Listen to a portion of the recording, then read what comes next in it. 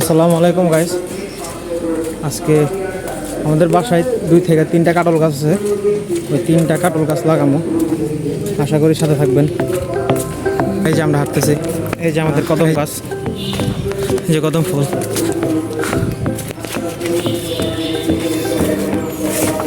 মূলত এই জায়গা দিয়ে জঙ্গল পরিষ্কার করবো, তারপরে গাছ লাগামো।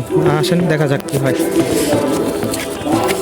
এই যে এখানে কিন্তু পুরোটা কিন্তু গাছে ভরা, নাইকেল গাছ আছে, কদম গাছ আছে, ডাব গাছ, তারপর কলা গাছ। এই যে এটা কিন্তু কাঁঠাল গাছ, লেবু গাছ, ঠিক আছে।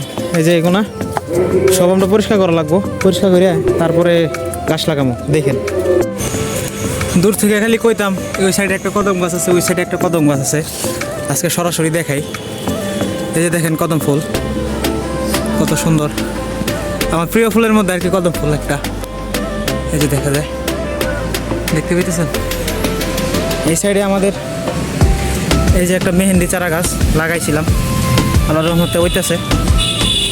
তারপরে এখন এই যে আম গাছ, কাঁঠাল গাছ আছে। এখান দেওয়া প্রায় অনেকগুলো কাঁঠাল গাছ আছে। ঠিক, এই যে এটা কিন্তু কাঁঠাল গাছই,